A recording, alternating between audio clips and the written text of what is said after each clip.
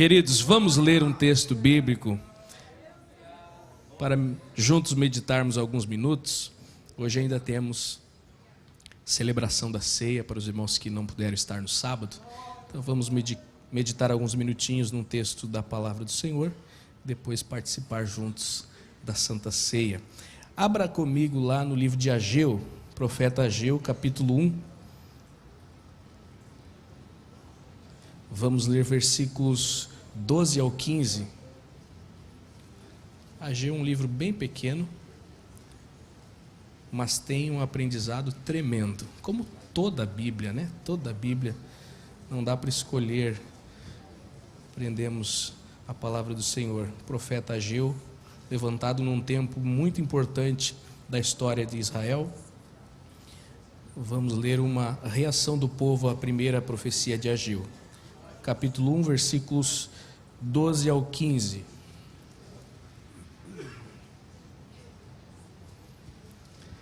Graças a Deus.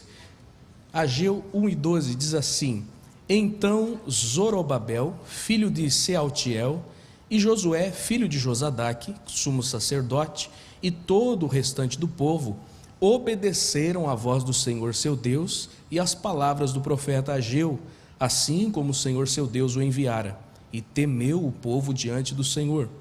Então Ageu, o mensageiro do Senhor, falou ao povo conforme a mensagem do Senhor, dizendo: Eu sou convosco, diz o Senhor. E o Senhor suscitou o espírito de Zorobabel, filho de Sealtiel, príncipe de Judá, e o espírito de Josué, filho de Josadaque, sumo sacerdote, e o espírito de todo o restante do povo. E eles vieram e fizeram a obra na casa do Senhor dos Exércitos, seu Deus, ao 24º dia do 6º mês, no 2º ano do rei Dário. Amém? Podeis assentar, queridos. Que Deus possa falar aos nossos corações através da sua palavra. Para contextualizarmos mais ou menos em que época estamos aqui, os profetas pós-exílio, Ageu é um dos primeiros depois que o povo foi autorizado a retornar para Jerusalém. O primeiro templo, o templo de Salomão, foi destruído pelos babilônicos, e aí o povo foi levado cativo. Depois de aproximadamente 70 anos, parte deste povo foi autorizada a retornar a Jerusalém para construir o segundo templo. Ageu está profetizando para estes irmãos que estão em Jerusalém com a tarefa de reconstruir ou de construir o segundo templo, apesar de eles terem se demorado nesta tarefa. Se você ler o livro de Esdras, você vai conseguir fechar algumas peças desse quebra-cabeças e vai entender esse povo que retornou para reconstruir. Aproximadamente 50 mil judeus voltaram para Jerusalém para essa reconstrução, com autorização do rei Ciro, quando já era um outro império que havia destruído, o Império Babilônico, era o Império Medo-Persa. O rei Ciro, provavelmente um descendente da rainha Ester, autorizou que eles fossem para a reconstrução ou para a construção do templo. Vai continuar essa história depois em Neemias, com a construção dos muros, e é algo que a gente vai mergulhando e entendendo e fica maravilhado como Deus trabalha ao longo da história e como Deus usa as diversas circunstâncias para instruir o povo de Israel e traz ensinamento para nós também. Então, Ageu é levantado pelo Senhor nesse contexto em que o povo estes 50 mil haviam retornado a Jerusalém para construir o segundo templo, mas eles estavam devagar na tarefa. Deram a largada. Esdras registra, se não me engano, capítulo 4 ou 5, registra quando eles colocaram a pedra fundamental, iniciaram a construção e pararam a tarefa que o Senhor havia dado para eles e que o Senhor havia aberto uma porta para que eles fizessem. Eles pararam. E entre as desculpas que eles estavam dando, tinham várias, mas dentre as desculpas eram de que os 70 anos ainda não haviam terminado, segundo o que alguns interpretavam. Não tinha dado certinho os 70 anos do cativeiro, então ainda não havia chegado o tempo. Por isso que ali, em uma das profecias de Ageu, o próprio Senhor diz: porventura é para vós o tempo de fazer tal coisa. que alguns acreditavam que ainda não tinha dado 70 anos exatos, então estavam esperando dar o tempo, segundo a racionalidade deles. Outros estavam parados com medo da troca do rei, que não era o rei atual, esse Dário, que havia dado autorização para a reconstrução ou para a construção do segundo templo. Então estavam parados porque não havia autorização oficial deste líder atual, deste regente atual. Era de Ciro, no primeiro não era desse Dário. Então era um argumento que eles usavam também para não construir. Se você ler também Esdras, Neemias, você verá quantos empecilhos se levantaram contra a obra de Deus. Talvez da perspectiva nossa atual, nós até vamos concordar com eles. Imagina, se os inimigos falaram do templo de Salomão, que era majestoso e bonito, e essa retórica continua depois que eles já estão com o templo quase construído.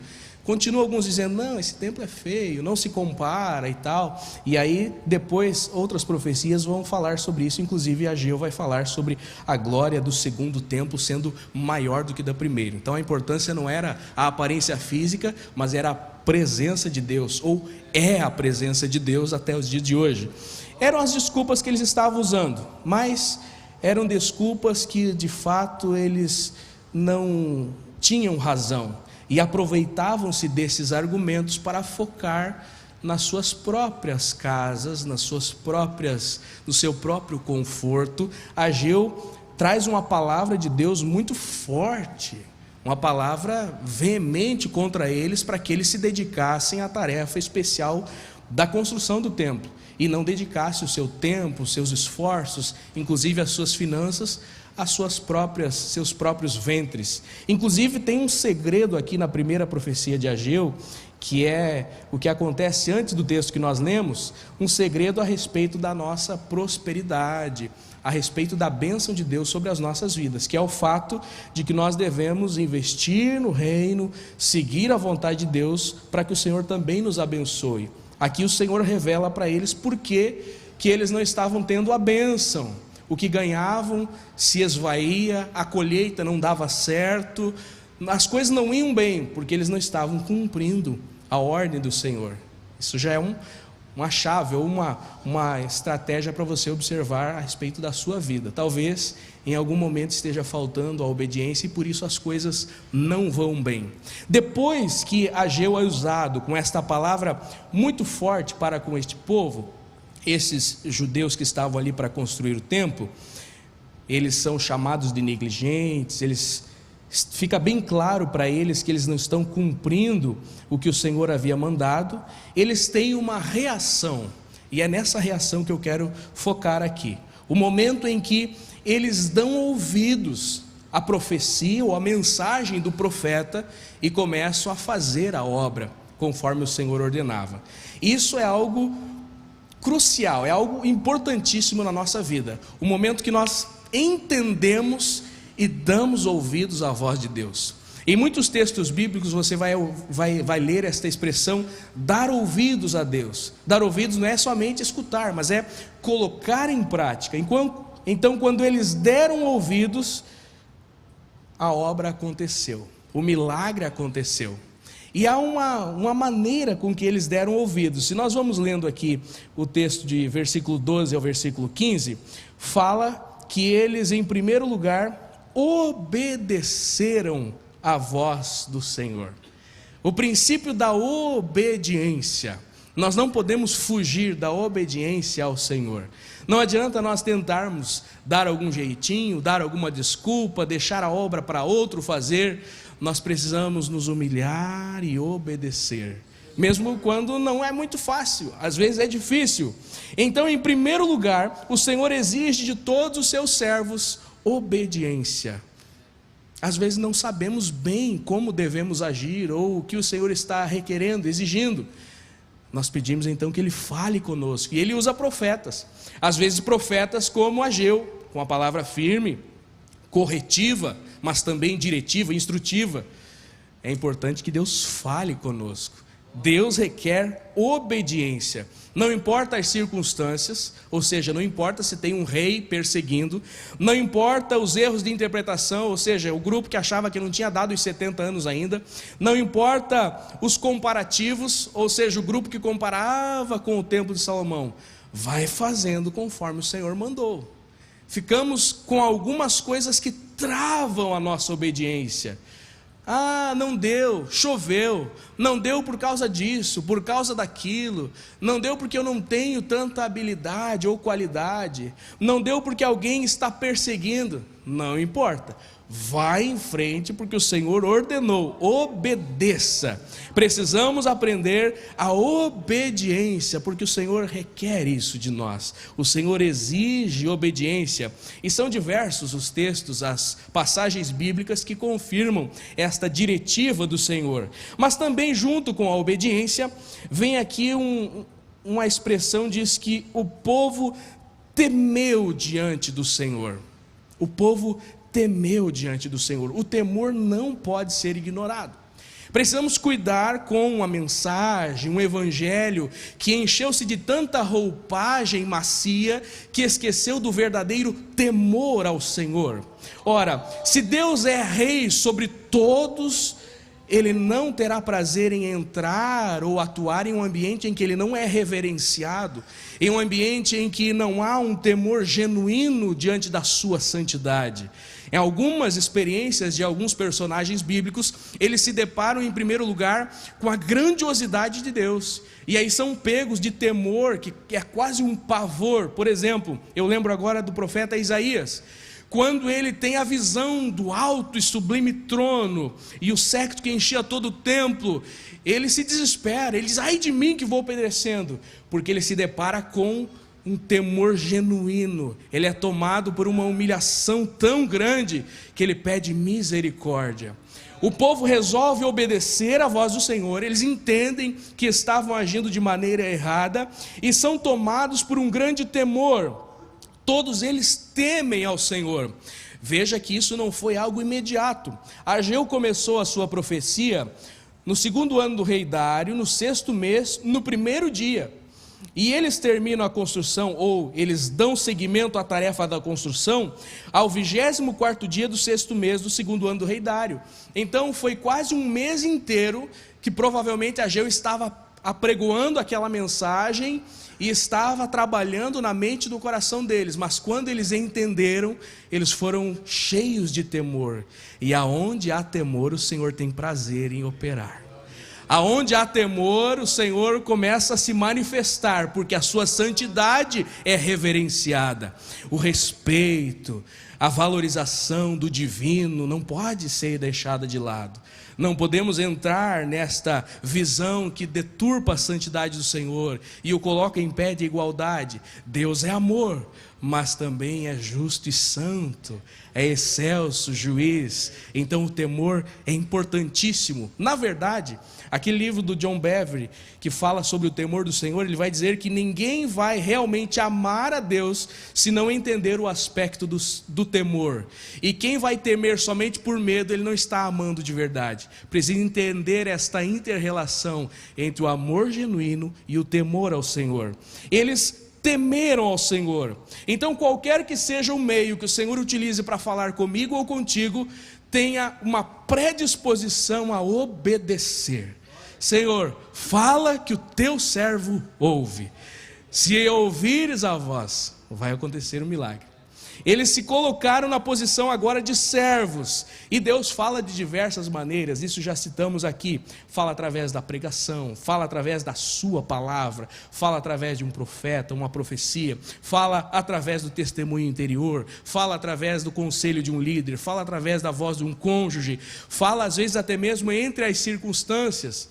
Mas precisamos entender qual é a voz do Senhor e obedecer, disposto a obedecer. Quando eles resolvem obedecer e são tomados de temor, imediatamente já vem a resposta de Deus. Isso é maravilhoso. Quando eles são pegos de temor, pensando que talvez o Senhor agora os destruiria, a resposta vem na boca do profeta Ageu, versículo 13. Então Ageu, o mensageiro do Senhor, falou ao povo conforme a mensagem do Senhor, dizendo: eu sou convosco, diz o Senhor. Como é maravilhoso ouvir isso. Em um momento que a gente sabe que errou, a gente sabe que está dando passos contrários ao que o Senhor manda, mas aí resolve voltar ao centro da sua vontade e ele diz: eu estou contigo. Essa é a mensagem que o Senhor diz agora ao povo: vocês resolveram obedecer a minha voz, então eu sou convosco. Agora tem a bênção para tudo que eles impuserem as mãos, colocarem o seu esforço, o seu trabalho. Agora o Senhor está abençoando a sua trajetória. Enquanto eles não estavam obedecendo, eles perdiam as suas colheitas, eles depositavam o dinheiro em saquitel furado, a terra retinha os frutos, o orvalho também era retido dos céus, enfim, tudo estava dando errado, estavam batendo contra uma parede. Mas agora que eles resolvem obedecer, o Senhor diz: agora eu sou convosco, agora pode seguir que está na direção certa. O Senhor exige esta obediência, este temor, e então Ele acompanhará, Ele abençoará. E a maneira que Ele abençoa é de alguma forma, tem algumas características que o Senhor falou comigo nesse texto. Versículo 14 diz assim: o Senhor suscitou o espírito de Zorobabel, filho de Sealtiel, príncipe de Judá, e o espírito de Josué, filho de Josadaque, sumo sacerdote. E o espírito de todo o restante do povo vieram, fizeram a obra do Senhor. Veja, o Senhor trabalha através da vida de homens que estão à frente, através da vida dos líderes. É importante observar que tanto Ageu quanto Esdras e outros personagens, outros livros, vão falar certinho sobre esta hierarquia que o Senhor trabalha. Aqueles 50 mil judeus, talvez chegassem ali e não tivesse uma voz de comando, correriam para todos os lados, mas tinha alguém para dar a voz de comando. Josadaque, descendente direto do rei Davi, da tribo de Judá, e o seu companheiro, ou aquele que coordenava a parte religiosa, Josué, filho de Josadaque, sumo sacerdote, então da descendência de Arão, levita. As duas famílias que estavam à frente daquela liderança naquele momento. Em primeiro lugar, o Senhor suscitou o espírito desses dois homens para darem a voz de comando ao povo. Como é importante nós termos homens que o Senhor levanta, que tem um espírito de liderança e tem um espírito sempre renovado, sempre avivado. Quando o Senhor seleciona ou comissiona alguém para a sua obra, e Ele suscita o espírito desta pessoa para agir em liderança, nós devemos apoiar e abraçar e seguir esta causa. Há um motivo por que o nome desses homens está sendo citado, para que todos possam puxar, seguir para o mesmo lado. O Senhor trabalha através destes líderes.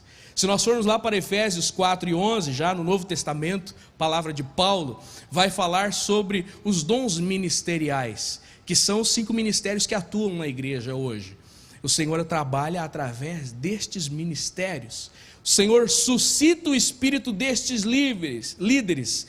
Imagine um líder que tem uma posição de influência, seja num departamento, numa congregação, num campo, numa convenção, mas que está desanimado, que está temeroso, acovardado diante das afrontas de Satanás.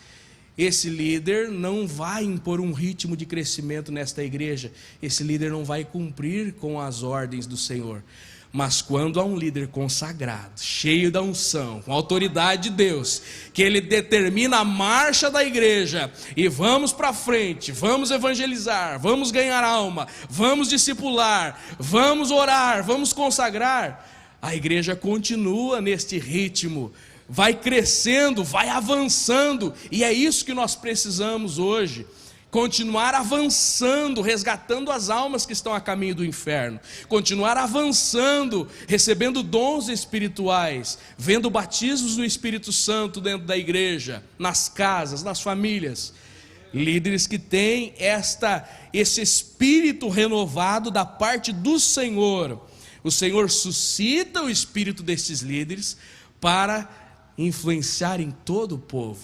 Primeiro, então, o Senhor suscitou o espírito de Zorobabel e Josué, filho de Josadaque.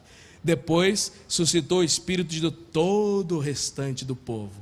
Tem um hino antigo, um corinho antigo, eu era criança quando ouvia, que diz que tem que começar pelo altar. O fogo santo começa pelo altar. Então, vamos orar para que o Senhor continue levantando líderes. Eu não sei se você já ouviu esta frase, mas eu já ouvi muitas vezes.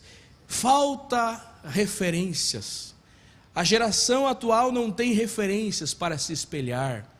Não temos pessoas em quem nos espelhar. Ora, nós temos. O Senhor tem levantado. Basta nós termos este olhar, esta visão espiritual. A nossa geração atual já está dando passos e pode ser imitada. Mas aqueles que vêm atrás de nós, adolescentes e jovens, já têm em quem se espelhar. Eu e você somos espelho para esta geração. Se nós estivermos dando passos, seguindo a vontade do Senhor, em obediência, com o espírito renovado, eles terão a quem seguir. Eles têm em quem se inspirar. Então, primeiro, o Senhor suscita o espírito destes líderes para darem a voz de comando diante do povo. E o que o Senhor tem dito nesses últimos dias? Qual é a inspiração que o Senhor tem trazido ou tem falado a nós através da vida desses homens de Deus?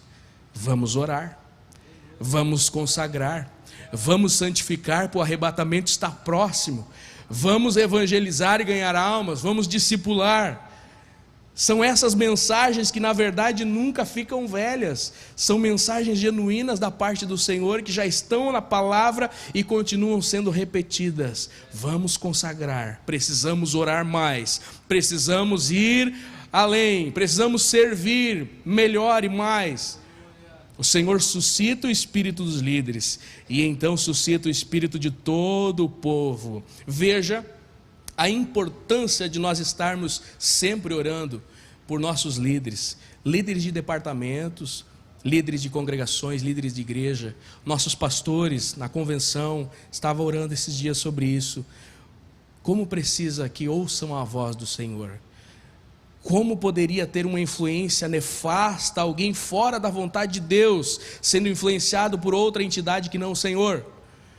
Mas quando há uma direção, quando o Espírito é suscitado, é influenciado pelo renovo do Senhor, a igreja continua firme, avante, ninguém pode parar esta obra. Então vamos continuar orando, que Deus dê saúde, que Deus dê visão, que Deus dê sabedoria, que Deus dê renovo, que Deus não deixe desanimar, mas que suscite o espírito de nossa liderança, e também que levante novos líderes. Se em algum aspecto, em alguma situação está faltando essa referência, que o Senhor levante, que o Senhor capacite, porque Ele faz. Mande ao Senhor da seara que mande mais trabalhadores. Então vamos continuar orando nesse sentido. Quando o Senhor suscita o espírito de Zorobabel e depois de Josué, ou juntamente com Josué, e depois de todo o povo, o que acontece? Eles vêm e realizam a obra na casa do Senhor seu Deus, Senhor dos exércitos. Glória a Deus. Então o terceiro ponto é que todos realizam a tarefa. Glória a Deus. Pense numa igreja que flui em todas as áreas, em todos os departamentos. Aqui tratava-se de uma construção física, mas a organização era maravilhosa. Depois nós vemos um exemplo bem parecido na reconstrução dos muros com Neemias, que eles estavam tão envolvidos na reconstrução que não paravam por nada. Neste momento aqui, na construção do templo, eles estão envolvidos todos, em unidade. Não tem puxando para um lado ou para o outro, não, é todos na mesma marcha, na mesma direção, porque o Espírito Santo está fluindo sobre todos. Ele que dá a direção e nós nos submetemos ao seu querer. O texto fala que todo o restante do povo veio, todos vieram juntos, realizaram a obra do Senhor. Na sua casa, ninguém deixou para o outro a responsabilidade, ninguém deu mais desculpas, se arrependeram das suas desculpas. Como nós precisamos, às vezes, deixar a nossa desculpa de lado, o nosso conforto, a nossa argumentação, que somos muito sábios na argumentação, e arrumamos vários aspectos para contrariar. Mas quando nós deixamos mão da nossa razão, da nossa racionalidade e resolvemos obedecer, trabalhamos todos juntos e a obra flui, avança. Não tem demônio que impeça quando o povo se une para fazer a vontade do Senhor. Não vai ficar demônio de pé, irmão.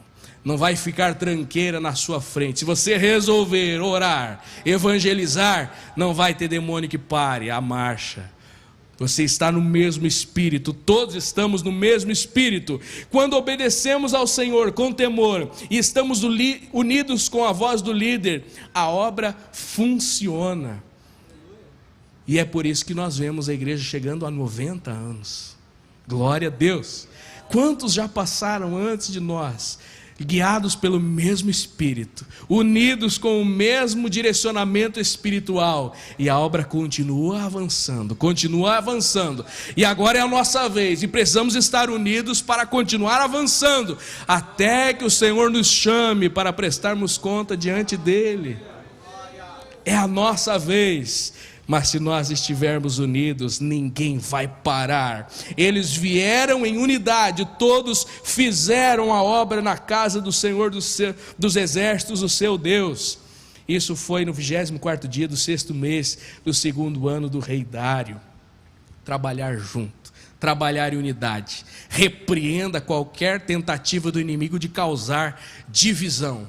Hoje à tarde ainda vi a entrevista de um líder de um departamento na nossa convenção, em que falou que visão é uma só, se é duas já é duas visão é divisão, não funciona. Então, se houver qualquer seta do inimigo para causar esta diferença de visão, repreenda. Vamos alinhar a visão ao Espírito Santo e vamos seguir marchando, que almas serão alcançadas e a igreja continua crescendo e fluindo. Vamos ficar em pé para nós orarmos? Então, como é importante nós nos predispormos a obedecer à voz do Senhor. Às vezes a gente pede tanto, a gente ora, Senhor, fala comigo, fala comigo, fala comigo. E aí quando o Senhor fala, a gente resiste, não quer obedecer, não quer ouvir a voz, ou dar ouvidos à voz do Senhor. Então, como é importante eu já estar predisposto a obedecer à voz do Senhor. É claro que também precisa orar para ter discernimento. Não é qualquer voz que aparecer por aí tentando se passar pela voz de Deus que você vai abaixar a cabeça e seguir, não. Então nós precisamos orar para ter discernimento, ouvir a voz de Deus, obedecer, saber quem são os líderes que o Senhor tem suscitado, levantado, e nos unirmos a Ele, e fazer isso em unidade. Nós vamos orar juntos por alguns propósitos aqui. Primeiro, vamos orar pela nossa liderança, nossa convenção, nossos pastores, nosso pastor presidente, para que Deus continue dando saúde, sabedoria, graça, dirigindo os passos, guardando das setas do inimigo, tanto no aspecto físico quanto na sua mente, coração. Precisamos orar para que Deus mantenha o espírito sempre animado, sempre com ânimo para dar a marcha do segmento da igreja, mas orar também por todos nós. Se alguém talvez estiver hoje desanimado, pensando em parar, pensando que não vai mais dar conta, que o Senhor possa reanimar o teu espírito, suscitar o espírito para você abraçar ainda mais esta causa, esta tarefa que o Senhor tem colocado na sua mão e continuar prosseguindo. Precisamos pedir nesta oração também que o Senhor insista conosco. Se estamos sendo relapsos, estamos sendo desobedientes à sua voz, eu às vezes oro assim, eu digo, Espírito Santo, insiste comigo. A gente é bem teimoso às vezes. Insiste comigo, Senhor, para que eu entenda e possa seguir. Aleluia. Para que o dano não seja maior lá na frente. Que o Senhor insista conosco para que possamos dar ouvidos, obedecer a sua voz, trabalhar no nosso coração para suscitar o ânimo, ter clareza para identificar a voz do Senhor através da boca do líder, orar por todo o ministério, orar por toda a igreja. Que Deus continue abençoando esta obra. Vamos orar juntos? Vamos orar juntos? Se alguém desejar vir à frente, pode vir, mas vamos orando já. Senhor, pedimos a Tua misericórdia sobre as nossas vidas. Tu sabes como está o coração deste homem, desta mulher neste dia, ou talvez deste líder neste departamento. talvez deste obreiro que foi chamado, vocacionado, comissionado por Ti para fazer a diferença neste tempo, mas está começando a temer as afrontas do inferno, se acovardando. Venha renovar o espírito neste momento, venha dar um ânimo, um renovo de forças e autoridade espiritual para enfrentar os demônios, para enfrentar as afrontas de Satanás, para ministrar a bênção sobre a sua casa, sua família, seus liderados. Venha renovar o espírito, Senhor, de toda esta igreja, que possamos fluir nos dons e não venhamos ficar tranquilos, parados, de braços cruzados, mas estejamos bem ativos na Tua obra, trabalhando em unidade. Repreende as setas de divisões, de contrariedades, de facções, que possamos unidos, hermanados, ouvir a Tua voz e continuar seguindo rumo aos céus, alcançando o maior número de pessoas que estão ao nosso lado, clamando por salvação, caminhando rumo ao inferno, muitos deles já quase chegando lá, mas ainda a salvação, e é nós, somos nós que o Senhor quer usar. Portanto, insiste conosco, Espírito Santo, desperta-nos durante o dia, na madrugada, usa a voz de alguém, de um líder, de um profeta, a Tua palavra. Espírito Santo, insiste conosco, para que possamos obedecer e permanecer no centro da Tua vontade. Te agradecemos pelo que já tens feito, o que ainda has de realizar na Tua igreja. Seja engrandecido e adorado para todos sempre.